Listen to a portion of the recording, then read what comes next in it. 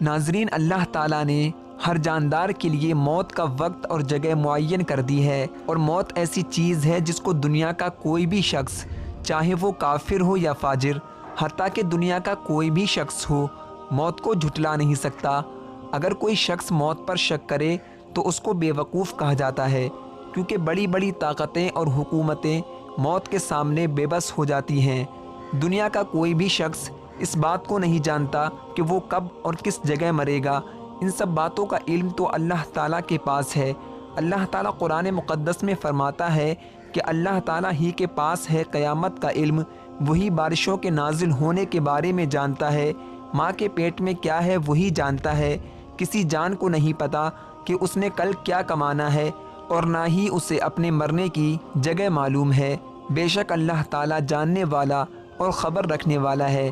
ناظرین، اس آیت سے ہم کو معلوم ہوتا ہے کہ اللہ تعالیٰ کے علاوہ کسی کو بھی موت کے بارے میں نہیں پتہ، لیکن موت سے پہلے انسان کو کچھ ایسی نشانیاں ضرور مل جاتی ہیں جن کو دیکھ کر انسان اپنی موت کے بارے میں جان سکتا ہے، اور انسان یہ بات جان جاتا ہے کہ اس کی موت قریب آ گئی ہے۔ جیسے مرنے سے پہلے 80% لوگوں کو طرح طرح کی آوازیں آنے لگ جاتی ہیں، اور یہ اس کے ساتھ ہمیشہ ہونے لگ جاتا ہے، اور کبھی کبھی ایسے خواب آنے لگ جاتے ہیں جن میں انسان خود کو بچے کی صورت میں دیکھتا ہے۔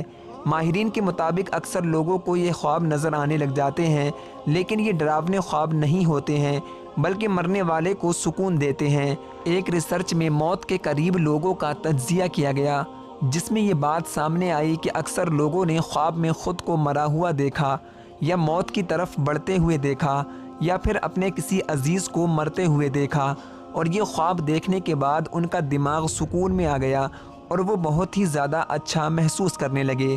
لیکن یاد رکھیں، آخرت پر ایمان لانے والوں کے لیے خواب کافی نہیں ہوتے، بلکہ دنیا میں جو کچھ انہوں نے کیا ہے اس کا خمیازہ بروز قیامت ان کو بھگتنا ہوگا۔ اس لیے موت سے پہلے اللہ تعالیٰ کو راضی کر لیا جائے تاکہ آخرت کا سامان آسان ہو جائے۔